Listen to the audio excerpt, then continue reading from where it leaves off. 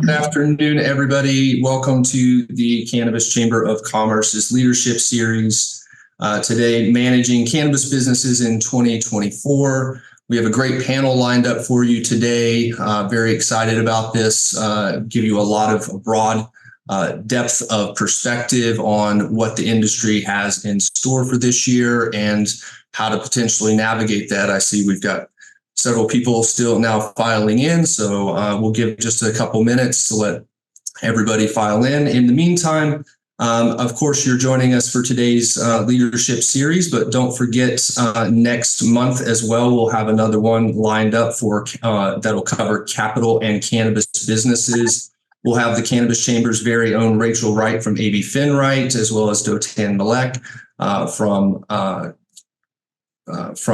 consultant and turnaround specialist, and we'll have Mark Collins from Grupo Flor on that panel for that discussion. That'll be on March 14th, again at 1 p.m. Registration is free at thecannabischamber.com.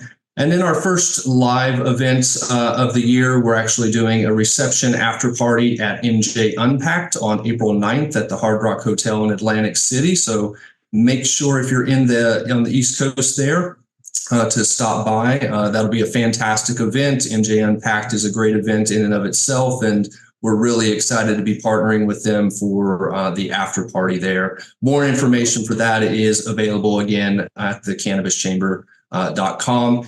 And then on March 23rd, I guess I spoke too soon there. We'd actually have a live event before that. We're actually partnering and supporting the Battle Brothers Foundation's Veterans Ball, which will be in San Diego at the University Club on March 23rd.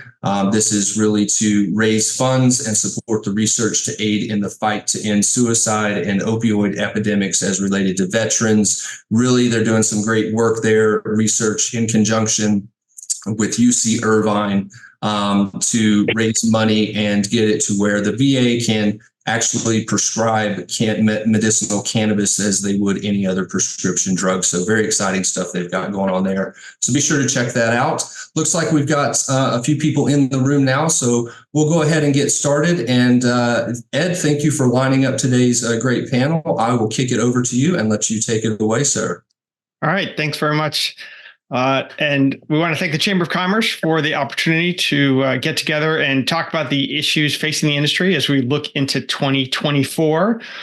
As we're preparing for this, we all look back on 2023 and realize that, it was a tough year that we're all glad to have behind us. We saw a shrinking workforce, the number of licenses declined, businesses shrunk, sales plateaued, diminishing stock valuations. So now let's look ahead to 2024, and certainly talking with the chamber and my fellow speakers, we do see some areas of hope, and we want to, try and focus on that as well. So, for example, could we be seeing the end of the bottom? So now we may be in a market with fewer competitors. Obviously, the big topic is, are we going to see a descheduling? And then once again, longer term, are we finally at a point where cannabis is kind of an attractive market? I mean, for a lot of us, we've been in the business for a long time now, and we used to put out ads for jobs, and if it said cannabis in it, we'd get hundreds and hundreds of applicants. And I think that's changed in the coming year. So those are some of the things that we're looking at. And I'm joined by a great set of panelists here. I'll just briefly give their name and title and business so that you know who they are. In alphabetical order, Liesl Bernhard, CEO of Cannabis Team, Executive Search and Staffing. Calico Castile, he's the former president of the Minority Cannabis Business Association, and he's co-founder and CEO of Thunderstorm Strategies. Brett Harris, CEO of Love Buds. Kevin Hart, CEO of GreenCheck, and Jacques Santucci, president of Opus Consulting. So all great folks with a lot of deep knowledge of the industry, and all people that I've had the good luck of interviewing before. So I know really there's a strong depth of knowledge and background here. So to cover a topic as broad as 2024, we wanted to put a little structure to it. In evaluating any industry, I like to look at some of the big areas that really help you see trends. So these include economic trends, technology trends, sociocultural, and political regulatory. So we're going to touch on a couple of these and really try and get a look for what is 2024 going to be like. So the first question I want to ask, and I'm going to throw this to Jacques and Kaliko because they are folks who've got clients. Is the industry, really seeing a bottom and rebounding? What have you guys seen, and what have you learned from your clients? And thanks for having us. And so Jacques here. So I've been in the industry now for 12, 13 years, spent the first probably 10 years looking at business planning and helping people start their companies, advising them, starting my own too, and still doing it. But for the past couple of years, we've been actually focusing on turnarounds and distressed assets and the receivership of companies. And fortunately, I don't think we touched the bottom yet. I think it's interesting. The industry is still growing, right? The market is still growing. Most states are coming online. Sales in general are growing, but the companies themselves are struggling. I'm sure we're going to talk about it, but there's a lot of reasons for this. Probably too many companies, probably a lot of people who didn't do their financial planning properly, wrong expectation, maybe errors of management. And so they now, it's catching up, right? So market are maturing, and it's becoming more difficult. Yeah, Kaliko, how about you from your perspective?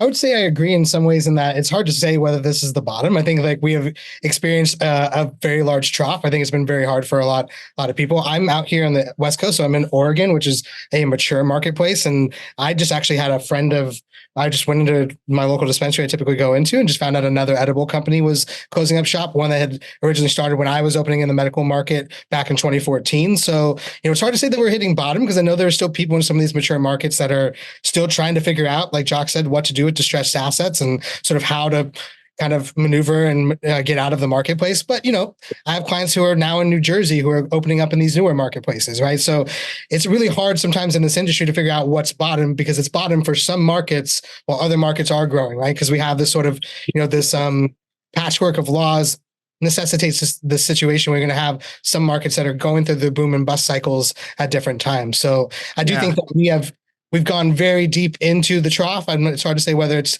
the bottom, but I think that for a lot of people, I think that they've had to at least readjust and learn to tighten belts and are at least adjusting to a new normal, right? And I think that's kind of what we're trying to figure out is without all the big headlines about the green rush, what does the regular, typical marketplace look like? And I think that's kind of where we're getting to right now. Great point. It's sort of the, you're in the valley, but you don't know when you come up the other side. Now, Brett, what about for you? Because you sell, I think, in virtually every state in the US and maybe beyond that. Is your business in sort of supplies and goods, is it a leading economic indicator or lagging? Hard to say. I don't know if it's an indicator. I mean, I'll say that, we've been in the industry since the beginning of legalization in Colorado. And we've seen all of these states, open, and some of the states, their legislative processes were done properly. Some of them were a little bit strange. And every market has got its cycle, and we've, obviously Colorado and Oregon and Washington have been through the cycle. But even now, I don't think we've seen the bottom just yet. We're seeing longtime customers that have been in business from 10 to 8 years ago, still now in economic situations. A lot of it has to do with the poor tax planning. 280E is still a major catastrophe for to many of these companies. Some have chose to ignore it, and I think you're seeing the fallout there for them, and then also the consolidation of the industry in general. Like those people that recognize they were in trouble and should have got out. The MSOs are have either accumulated them, or if they were unable, if they misinterpreted their own valuation and did not get out in time. Those are the ones that seem to be finding themselves in difficulties right now. Yeah, I agree. As a MedMen stockholder, I think, I'm pretty much down to zeros now. So, Wow. Brett, you touched on something that leads into the next year of sort of like M&A and consolidation. So I want to ask Kevin. You're on the tech side with Green Check, fintech, green tech. You've bought some companies. What are you seeing out there in terms of M&A and assets that are available? Is it what we'd expect to see sort of as a market is shrinking, but hopefully poised for more growth? I mean, what's your take? Well, I agree with the other esteemed colleagues here. I don't think we're at the bottom yet, unfortunately. I think we'd all like to say that, but I still think there's going to be some further shakeout. I think a lot of companies, and whether you're direct plant touching or on the ancillary side, got enough runway or a little extra kick of capital in Q4 to get them through Q1 based upon projections. But I don't think a lot of those projections are going to shake out. So on the cannabis direct side, et cetera, based upon our visibility into how these accounts are banked, we see their sales trajectory by account for each and every one of them. And so we look at that, and your colleague was right. Some markets are better than others, and some are struggling mightily. So, and unfortunately, you see a race to the bottom by putting each other out of business on price point pressure. Nobody's going to win. We've seen that historically, from the West Coast, but now it's a much bigger market and it's kind of moved across. So optically, there's that challenge. And that's going to transfer over into the ancillary space where we play on the tech side. We acquired 2 companies in 2023, a very accretive and fair market price because we're buying tech companies. We're not subject to the crazy cannabis valuations and deal structures and stuff that went on. We're buying tech companies as a tech company. But 2024, just as I said, there's going to be opportunities coming out of Q1 going into Q2. Our phone has already rung a couple of times. Hey, what do you think about this or something? And we're always looking, but there's some of these companies that sadly they need to go out of business. I think, Brett, I don't want to put words in your mouth, but you as much intimated that and said that. Some of them just need to go. They're not going to survive.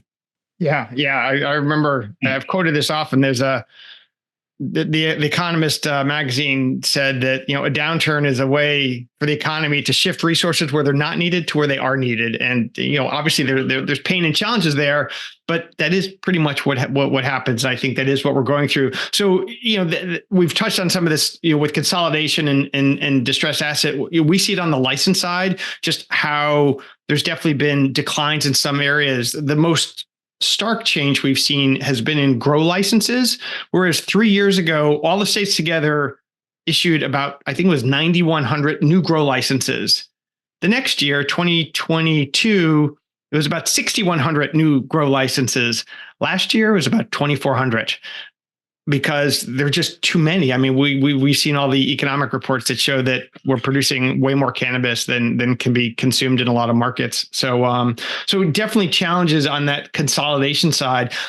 One of the other areas I wanted to focus on, sort of sticking with the economic side, is substitutes and complements. So we see in like a state like Florida, there's about 648 licensed stores. However, there are 10,639 licensed CBD retailers. What the heck does that mean? How's a consumer to choose? And I'm going to throw this out to anybody who wants to jump in, but we all look at licenses. Especially cannabis media, it's all we focus on. But to most people, a store is a store. And do they even know that? Do they even care? So I don't know if anybody wants to just opine on that, but 600 to 10,600, it's a wide chasm. I can start on this. So we advise our clients, we open stores, and we'll talk about it a bit later, but we open stores for clients. And when we do our planning, that's always what I say. You got to be different. A store is a store. I'm not even sure a brand store, it means anything. So you gotta be different. And I always refer to Starbucks. Starbucks is successful because they are different compared to the local coffee shop, who is also different. But if everybody is like the local coffee shop, then you're just one in a million. Right. It's a great point. I'll just jump in real quick to say, like, from a marketing standpoint, because I think about it from a marketer standpoint, that there's just so much education that's going to need to be done, right? So, like, if you're a regular licensed retail, like adult use dispensary, you already got to do a lot of education for your consumer, because most people have never kind of come into the regulated space before in the first place. So there's a lot of education that needs to be done there. But then when you're comparing it to all of these other options that are in less regulated situations, I think it puts even more emphasis on the need for everybody in the cannabis industry to really double down on the need to educate the incoming consumers, because most of them, a store is a store, but if they know better, they'll do better, right? And so we do, as an industry, have to do some of that education. Yeah, great point. Yeah. And who knows the difference between a legal store and an illegal store? I think we're seeing that in a lot of states. And I think that's where a lot of education needs to happen too. It's just for safety as well. And I think there's a huge burden there as well, or opportunity, if you want to see it that way. Yeah, I think you're right. Because I know in Connecticut, some of you have heard me say this, it's pretty often that a vape store gets shut down for selling cannabis. What they never say in those press releases is that all those vape stores have a license from the regulator to sell vapes. Now, they're not supposed to sell cannabis, vapes, tobacco, but time and time again, and we see it in a lot of states. Definitely this issue, I think that as several of you pointed out, it's an opportunity, but it's also a big challenge to figure out a way to stand out. I think it creates a huge problem, though. And, I live here in Florida, so I get to drive by and see this all the time. And just a quick anecdote, because Jacques brought up a great point when he talked about Starbucks. In Florida, everybody's got grocery stores. We have Publix. You walk into any grocery store, no matter which state you're in, you're going to see between 50,000 and 60,000 SKUs in the footprint of a major grocery store. Yeah. If we all can go with the consensus that an average retail establishment is about the size of a Starbucks, maybe a little bigger, some smaller, but that's somewhat the average. So far this year, through all the transactions that we've monitored, we've identified over 2.9 million SKUs. Okay. That is asinine. That's insane, because you're asking consumers that know what to buy in a grocery store, when you go into any of these other CBD shops, what am I buying? Why am I buying it? Where did this come from? Was this tested? Well, they don't know anything. You can't throw 2.9 million choices at consumers. It's nuts. And that's the supply chain problem. It's that economic ripple that's more like a tsunami, because these brands and all these other people are competing and just crushing each other. Yeah, no, they forgot to read the behavioral economics book about the paradox of choice. Like, you don't need 500 of anything, right? So sticking with the economic theme, land, labor, and capital are things that people look at when they evaluate business. And I wanted to talk to Liesl about the labor portion, because it is a big portion of all of our expenses.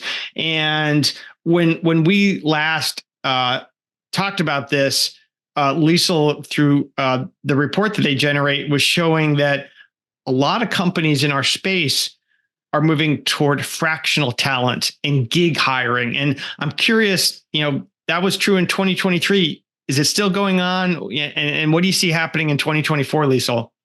Absolutely. Yeah. I think in especially where the industry is right now, everyone is super tight on cash, and labor is a huge expense for these companies. And yet they have to continue harvesting and manufacturing and distributing and running retail stores. But because of 280E, they can't deduct their cost of business, right? And that includes payroll. And as things continue to tighten in the market, not more investment coming in, cash flow being tight, a lot of clients are moving, or a lot of the companies in the space are moving to fractional executives. So you can have access to a CFO at a fractional of the cost. Some of these companies are still startup, and they don't need a full-time CFO, CMO, or legal person. So fractional has become a trend where you can get access to executives for 1 or 2 days a week, or a few days a month. Definitely a smarter way to staff. We're seeing this in other industries too, but especially in cannabis, where resources and cash are tight right now. That's the sort of the trend that we're seeing. And this is also temp staffing, right? So you can scale up or down as your production or cultivation needs demand. Yeah, and I'm really excited to see how things are going to change. Hopefully, when rescheduling happens this year, and I think a new influx of cash coming into the industry. Yeah, and I was going to say that's a great segue, because I do want to move to sort of what's happening now. Economically, from what I've heard from all of you, is sort of we're in the bottom. We're probably not at the end. Cash is tight, and there's still challenges as we look ahead to 2024. But Lisa touched on probably one of the biggest things that people wonder about, which is what happens if there's a change in how cannabis is scheduled, and what impact will that have? And while we all know that it's tough to have hope as a strategy, I think there's a lot of pent up demand on hoping that's going to happen. So if we did have descheduling and an elimination of 280E, how might that affect some of our businesses? Brett, does it have any impact for you, or is it more your clients? Like, will suddenly they have more cash to be able to buy more goods from you, or more services from our consultants, or more software from Kevin? Yeah, I think first of all, I think I've learned being in this industry to sort of not hope, sort of deal with what it is. Yeah. Obviously, it doesn't matter what side of the aisle you support. There have been promises made, none of them have been kept. Not only is 280E very, very difficult to maneuver for a retail cannabis company. Obviously, the descheduling would be key, but there's other factors like the Safe Banking Act, I think, is one of the key components that we've been waiting for and might have had passed had we had a Speaker of the House and a war didn't break out right at the same time. So, hoping for those things is nice, but we've ran our company based on this is the way it is, and you've got to stay tight and get through what's going on. I think that it's a matter of time that 280E is thrown out. And to be honest with you, one of the reasons that I started LugBuzz to sell accessories in dispensaries was because of 280E, because actually if a percentage of their revenue is non-cannabis, they actually can write off those things. So not only does it help their business, but it also is a tax deduction. So, I still assume that if 280E were to find its way out of our lives, that it would improve everyone's business. And then couple all of these things along with interest rates and the difficulty that these companies have in borrowing. So the Safe Banking Act and 280, these things all play together.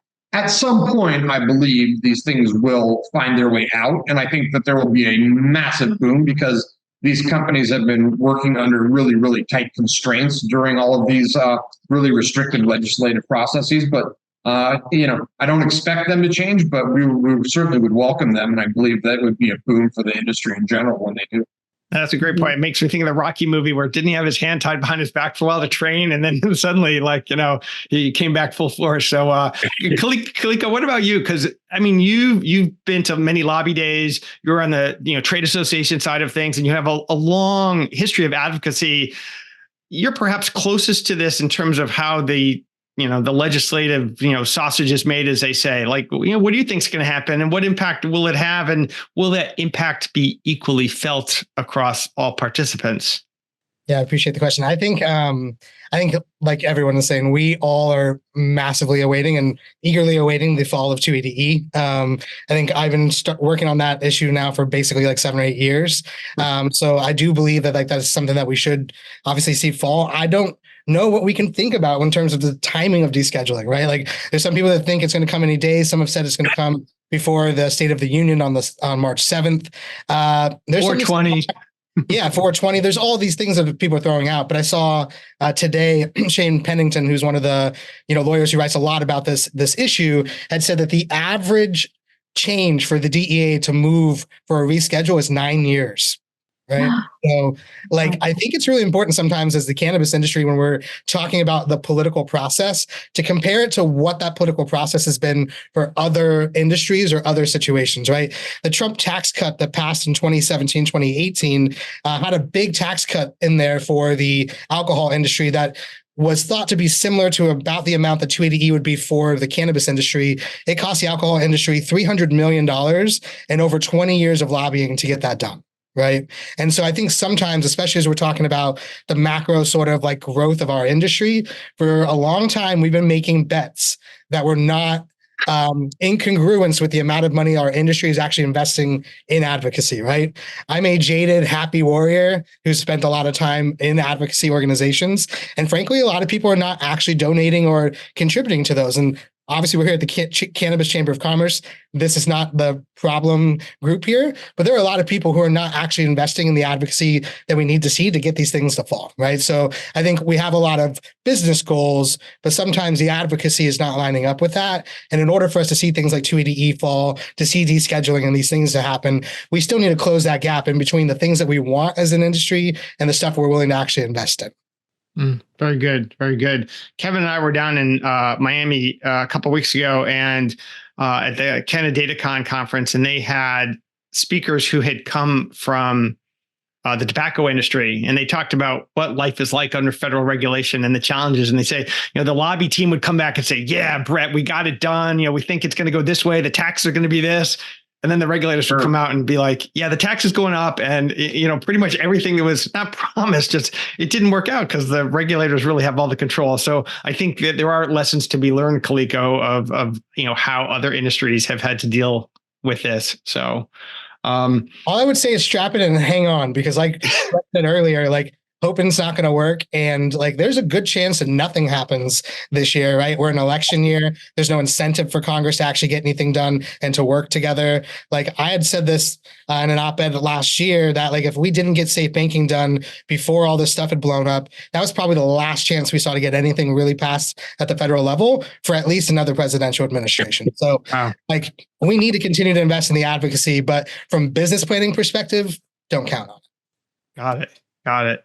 Now, looking at other parts of the regulated arena, Jacques, I wanted to ask you, what's happening in one of the areas that you're kind of a expert in now, or specialist, which is tribal. Like, how does that factor in? Like we see in states like Minnesota where it gets passed and they're the first ones that open up. Like, okay, the state said we can do adult, we're in there. It happened in New York too, where as soon as they opened it, the tribes, were able to race in because they're their own sovereign nation. What do you see happening there? And I don't know if there are lessons that we can take from that, or if it's just they're another choice for people.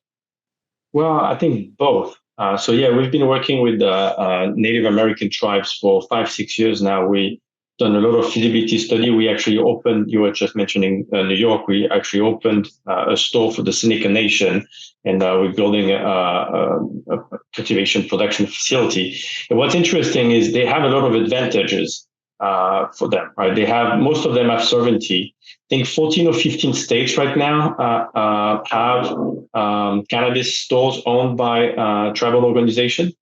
And it gives them a lot of opportunities. Most of them are not subject to 280E or any taxes. They own their land. If they have some sovereignty that allows them to have their own program, they can actually make it some of the regulation a little bit better. So I think it opens a lot of doors for better product, different type of stores, and also a different economic framework. Yeah. I think we're going to see more. We're going to see more and more tribes, like you just said, Minnesota, right? There's going to be a lot of tribes that have funds available, and they are not there to sell. They're there for economic development. So for them, it's creating jobs, bring funds to their community. So they're there for the long run. Yeah. Interesting. So, other regulations come from the states. I mean, that's why so many of us are so busy, because every state is its own sovereign nation when it comes to cannabis regulation. And I was just curious, especially for Brett, Liesl, and Kevin, where, you're operating or have people operating in different states. How do you managing all that regulation? Like, how do you stay on top of it? Like, I'm thinking of, workplace rules for labor, or, Kevin, a lot of your software is predicated on different different states. How do we manage that? So, how are you staying on top of that? And what's that process like for all of you? Well, Liesl has to go first. Okay, I'll go first.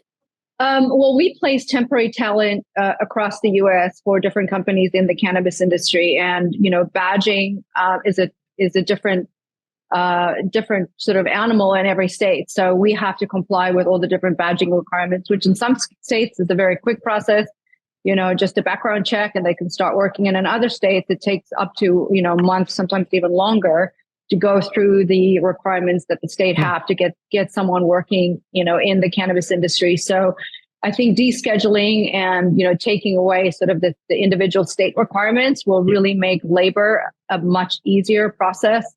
And obviously with rescheduling as well and 280E going away, we'll have, companies will be able to deduct their payroll costs. And I think that'll be a huge boost for the labor market in the cannabis industry.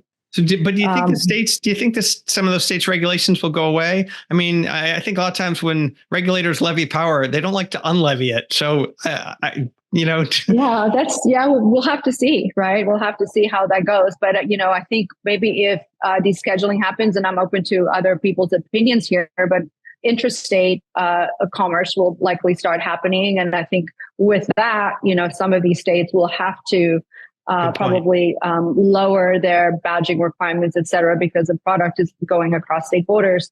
That'll be much harder to, enforce that. So we'll see how that all plays out. But, it's a nightmare right now with every state having their own requirements and having educational requirements to work, et cetera.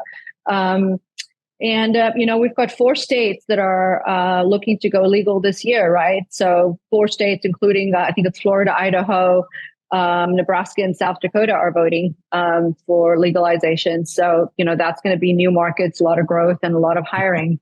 So it'd be an interesting year this year.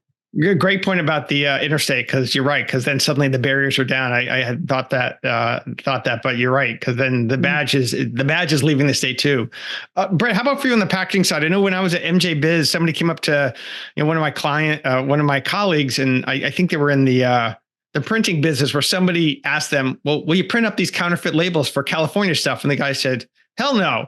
The guy said, well, I got somebody in China who'll do it. And like, well, great. We're not going to do it. So, I mean, there's packaging and other requirements. Is that a big part of your business? And is it hard complying with states, or are you able to, make products that are easy to move, across borders? Yeah. So one of the reasons I got in this part of the business is because I really tried my best to stay unregulated. That's changing slightly, but listen, first of all, every state has their own rules, right? So there are certain electronic products, for instance, that you can sell in every state and you can't sell in Florida, or maybe you have to go through an approval process. I've had a very interesting seat watching this industry grow, because a state will go legal, and I'll see it kind of watch the rollout and watch the fodder. I remember early on California legislators, contacting me and asking me what we thought about the rules, and I'm like, guys, we have several models that already start in Colorado, Oregon, and Washington. All 3 of them did it differently. I think that it's fair to say that Colorado really did the best as far as evening out the number of grows, the number of retailers. At least early on, it really looked like that was a great model. And my suggestion to the legislators, who really substantiate their own existence by creating new rules and complicating things. I said, don't rewrite it. Improve the ones that already exist. But that fell on deaf ears, and every state created their own rules. Listen, I mean, you see, like an example is Oklahoma, who just issued far too many retail licenses. I think everybody would agree that that's the case.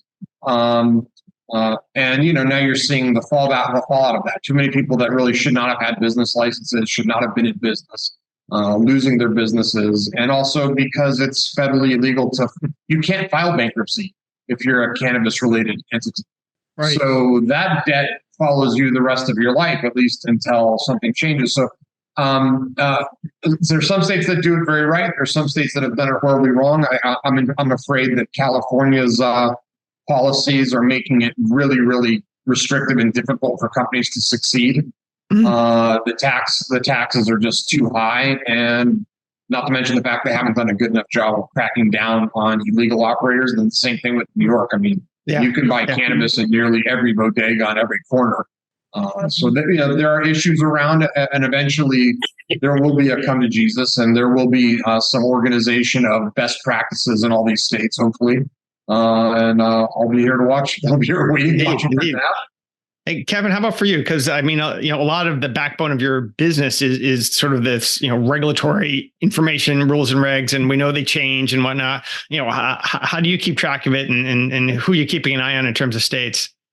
Well, we have a team of nerds, and I can say that because I'm a nerd, but all they do is read the compliance and regulations, and Ed, you know them, and we rely on you and your services too to help us with that. But that's the whole premise and how we started. I wasn't as smart as Brett. I went to how can we make this as hard as possible? And I was to look at all the rules and regulations because I thought that was going to be the best opportunity. I still believe so. But you look at states and you have city, county, and state level, and they're changing all the time. And when it goes from medical to a mixed use market, you have those challenges. And then we have the indirect, and we talked about Florida.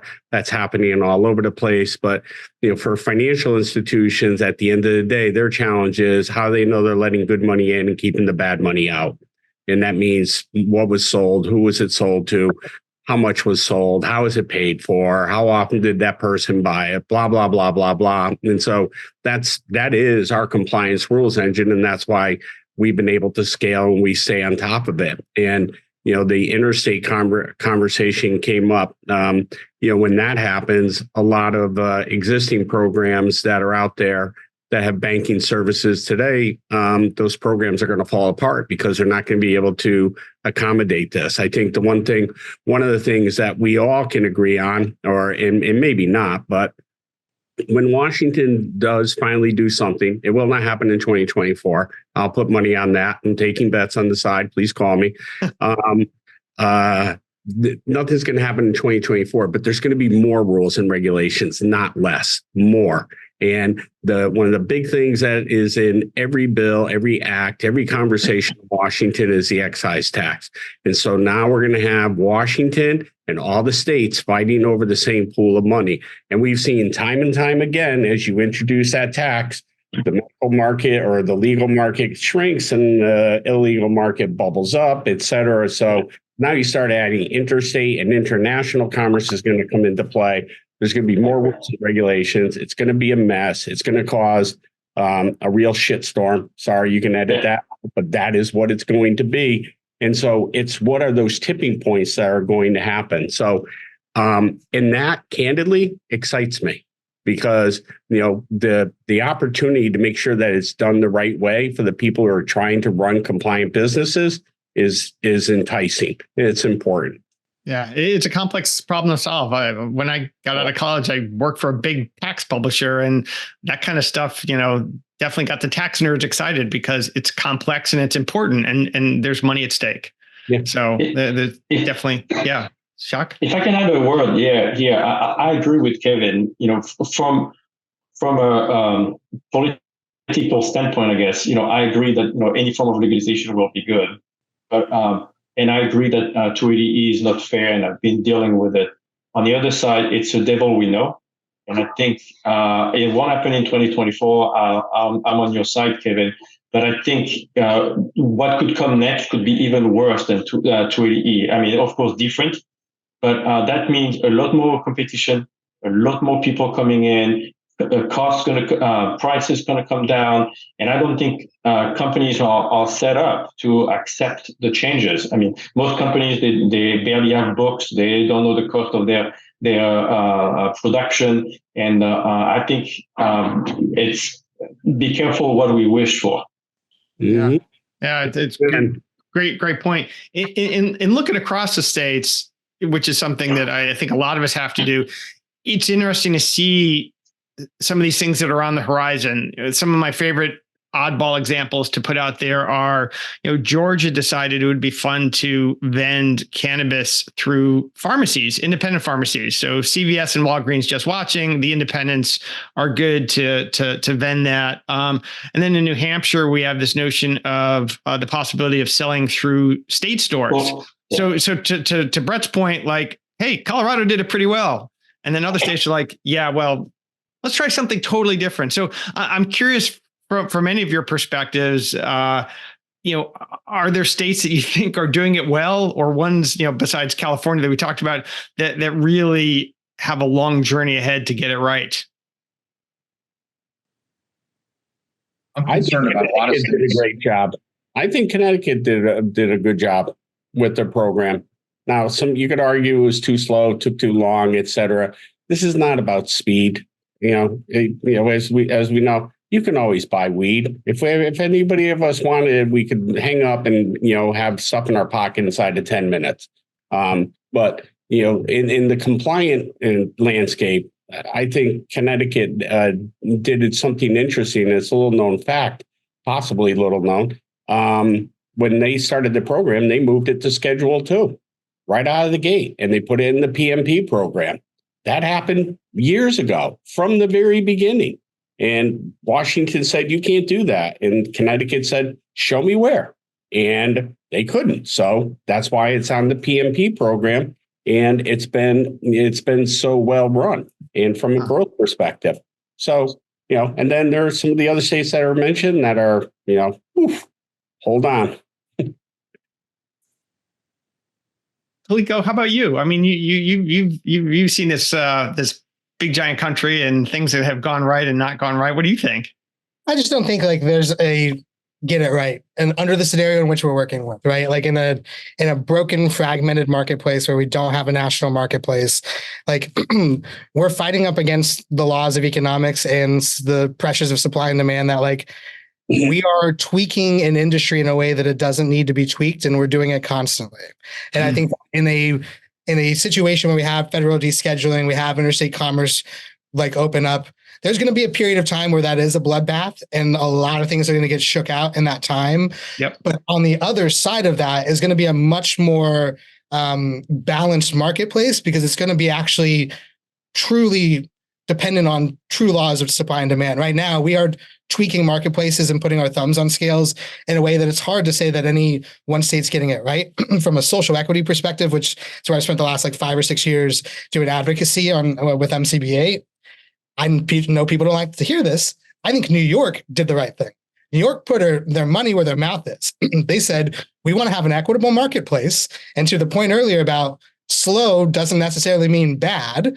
They have taken their time to do exactly what they said they were going to do, which is set up an equitable marketplace, which means they held out the largest players who had been medical operators there for years, because giving early access to medical marketplaces just cements an inequitable medical marketplace. So that's one of the examples I put out there as a counterexample to a lot of other people that would say New York's a shit show and a disaster that nobody should ever try to implement. What I give them credit for is they are doing what they said they wanted to do, which is create an equitable marketplace. And they are making people make the sacrifices that are necessary to get to that place. And sometimes I think in this industry, when we're all here to make money, understandably, we forget that doesn't have to always go in front of the other part that is tied into all of this, which is it comes from a very racially motivated history. And the reason why we're all sitting here is because it was made illegal largely on the back of racism, right? And so we have a once in a lifetime opportunity to set up a marketplace in a way to make sure that those people are no longer being negatively impacted and arguably are disproportionately benefiting from a legal marketplace. So I would just throw New York out there as a counterexample to a lot of other people that they're doing what they said they were going to do, even though that's a very hard thing. And there's a lot of complications to getting there. You bring up a provocative point. It makes me think of sort of the industry that I'm in, information publishing software, where we talk about you need to be timely, accurate, and comprehensive. Accurate always has to come first. Being timely and wrong sucks. Nobody's happy that they got the information and then it's wrong. So, I think, sometimes patience is hard. I think where there may be some interesting challenges with the social equity side is with interstate commerce coming or some type of federalization coming. There's been academic papers written on this that says, what happens to all those carefully crafted programs you are describing? Like, we're going to assign these licenses to here, these licenses to here. But if suddenly it's a race to the bottom to grow cheap weed in Texas because they have lots of sunshine, just ship it all over, all those carefully crafted things will probably blow apart, even though states will try and regulate it. So I think it's still going to continue to be very challenging as the nation figures out sort of what to do next. Definitely take thoughtful collaboration for people to figure out what does the true end game look like for our industry, right? And how do we make sure that we lift as many boats with the tide as possible? Because we are only going to get one shot at this. As we talked earlier, that we're not going to roll back regulations. We're only going to add to them. In the future, we're not going to be able to roll back and undo whatever it is that we do here in this end game. So we get one shot at it, and we need to put our best foot forward. Yeah. Huh. So we've touched a little bit on interstate commerce, which I think to me is perhaps maybe one of the last things that happens. I just don't see that happening easily. But I do wonder if some of the states are just going to get so frustrated and may take a go at it. There have been a lot of articles here in the last couple of weeks in the Northeast because Connecticut, apparently, where I live and where Kevin spends part of the year, doesn't have enough cannabis. There's only 4.5, maybe supposed to be 6 growers here, but it's still really 4 and 2 small ones, I think. New York has an oversupply of cannabis, and they're talking about destroying crops. So everybody wrote these articles like, well, look at this, we got this problem here with supply and demand. Do you think anybody's going to try and experiment with interstate commerce, or they know that the feds would probably step in and slap them down for that? I think you're going to see states jump out ahead of the feds because the feds are not going to move for comprehensive reform anytime soon. And I think that whether you've seen Washington, Oregon, Colorado passing these bills to say that they can open up stuff to interstate commerce, I know there's efforts to try to get their attorney generals to be asking the DOJ what they would do if they were to move forward with some of those stuff. I think those efforts are well underway and are more likely to happen before federal prohibition ends. One of the things from a social equities perspective I would put in there, because this is what I've brought up in these discussions, is I think that you're going to have a period of time where those interstate commerce import-export licenses are specifically going to social equity businesses, and they can partner with larger entities who can do the scale of distribution and that sort of stuff. But I think the way that you maintain putting your thumb on the scale so the social equity programs are not decimated is you give those folks first dibs to be able to do the import-export. Because on the East Coast, it was mostly Black and brown folks who were getting imported weed from the West Coast and distributed it on the East Coast. So those folks should have the ability to get same situation, weed from the West Coast and distribute it to their folks on the East Coast. On the West Coast, we got a lot of growers who are getting arrested, some white, some Black and brown, who are already getting arrested for exporting over state lines. So I think those people who have been caught up in those systems for having a traditional economic system should be the ones that get to benefit from that interstate commerce marketplace. And I think that's going to be the key to making sure that it's not just the largest entities that dominate, and we're not just seeing, Philip Reynolds and these others come in and take over. Yeah. So, we've talked about what's going on economically. The political regulatory front sounds like a cluster, if you will, where on the state and the federal level, and hope is not going to be the strategy for us. So as we turn toward, what's happening from like a sociocultural perspective, Lisa touched on it before, where there's more states that are likely to come on board. I mean, we're well past the tipping point, and recent studies show that more youths are likely to smoke cannabis than tobacco. What do we see that doing if we actually add all the states on? Like socioculturally, we've got such a high percentage of the population now that can consume. How does that help the cause, if you will, in moving us forward and growing the industry and hopefully, growing it and raising the tide for everyone? Is that enough, I guess, if more states come on, as seems to be happening? I think it's been proven out as more states come on, and they keep a very focused eye on making sure that it's as equitable as possible. And it's never going to be perfect, as we all pointed out and talk about. But as states make more efforts in and around those programs, that should continue to help. I haven't read up on the states that are coming on board that are looking to change it. That Liesl talked about it. South Dakota, I think that's a dead one just politically, anyways. But who knows? Been wrong before. But as long as more efforts are being made to make sure that can happen, I think it will continue to improve. But it's like everything else we're talking about. It's going to take time. It's going to keep people just pushing on this. Yeah. Well, I was just thinking like some of the I think I can't remember, it was the senators that asked the regulators, like, we want an update on how you're proceeding on this. They got no answer. I think it was supposed to come by February 12th. We want to hear, and they heard crickets. So I think the federal regulators are gonna move at their own pace in terms of how this plays out. But with this broad proliferation, as we talked about earlier, with so many places to buy cannabis now, whether it be smoke shops, licensed cannabis retailers, or CBD, I think that it's just becoming so much more pervasive and just a bigger part of our culture and what we talk about. So I think it's just real quick. I think it's really important that when we're thinking about cannabis, that we're not only talking about the adult use recreational marketplace, right? Because when we're talking socioeconomic, we're also one part of the democratization of medicine. Right. Yeah. Cannabis is part of a broader movement of being able for people to be closer to things that are helping them for whatever ails them, whether it's using tinctures or edibles or, topicals, those sort of things. So I think it's also really important that as we're talking about can this potentially have negative effects on the socioeconomic part of the country? I think there's a lot of aspects that don't get covered a lot in the industry because it's part of this previous era of cannabis where we were focused on medical marijuana. But I think the future is actually going to be a lot of the growth is going to come from people who are discovering that as is something that actually gets them closer to where they're trying to be. Yeah. I'm sorry. I don't think anybody here would disagree that, keeping cannabis out of the hands of children is a very good idea. I think that everyone agrees on that. But also, we're looking at potentially a generation where alcoholism is dramatically reduced. Lung cancer is dramatically reduced. There are many, many benefits to this shift. Yeah.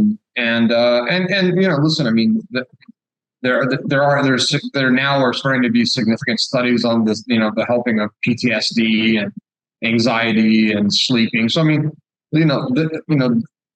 this whole new world, cell phones and lack of attention, and cannabis we may wind up at the end of the day where cannabis comes to the rescue and does resolve a lot of problems and prevent an entire generation from cirrhosis and alcohol diseases and domestic violence.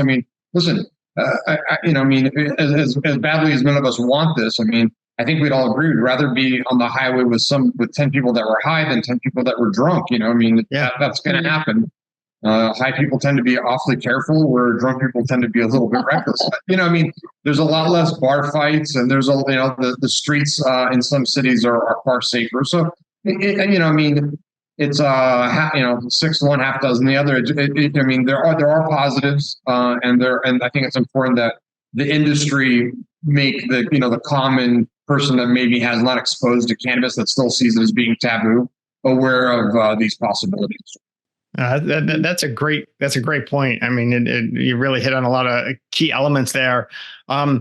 One of the last topics I want to hit on, and Matthew, let us know if there are any questions that we need to answer, but I wanted to just touch a little bit on technology, like what's happening in that front. And it's sort of a broad topic, but one area I guess would be sort of the technology of grow. Like we've all been reading about how the THC percentage that people are able to coax out of plants and out of hemp and whatnot has gotten quite high. And there's a lot of machinations around that.